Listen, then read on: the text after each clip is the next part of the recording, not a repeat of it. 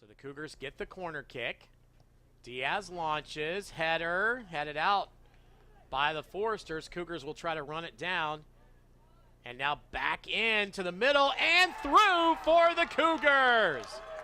Great entry pass all the way over there by Logan Thompson and tapped in by MVNU. So this will be Miguel De Sosa to take this one for Huntington. He does. And Josh Dunn makes the save. Excellent job by the Cougar goalkeeper. Now back in the corner. Huntington tries it again, and Dunn comes away with it. Wow. What a save by the Cougar goalkeeper. And his dad's here to see it in person. Here, thanks to Davis's greenfield positions. And here's Connor. Goes and is able to knock it in. Penalty kick good for Connor Davis. 2-0 Cougars with 10:21 to go.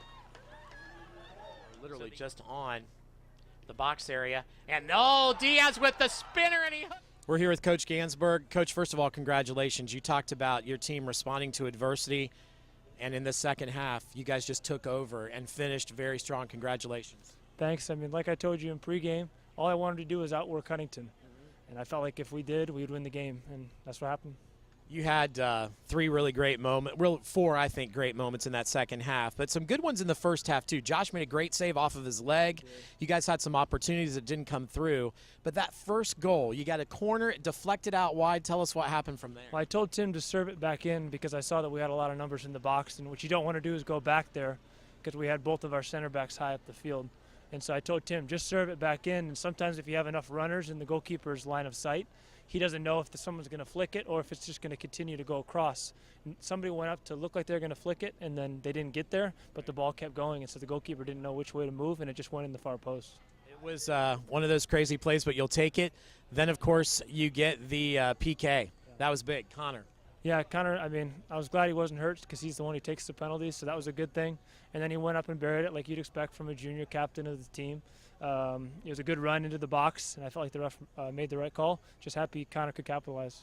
Joshua Dunn's dad was here in the stands today. Got to see him make a super save on a PK for Huntington. Yeah, it's pretty cool. He made it in front of his dad. I mean, his dad just got here last night, so it's good timing for that. And then Tim's dad is also here.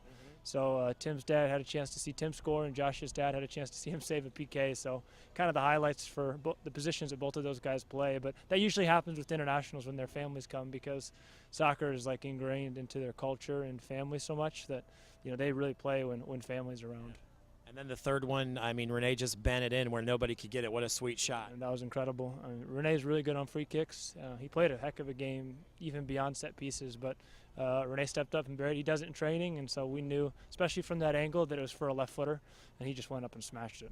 And I bet Gerardo was happy that the guys had his back today since he couldn't play.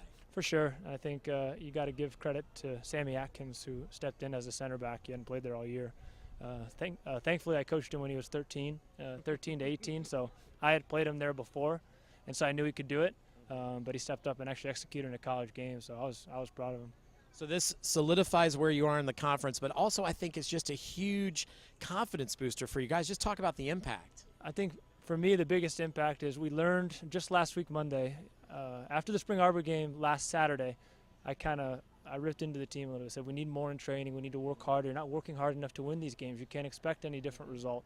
And so that week they worked really hard in training, and we played an okay game against Bethel. I was able to win it, and we showed a lot of grit. But then we still worked hard in training Friday, but we came out, we did not have it on game day.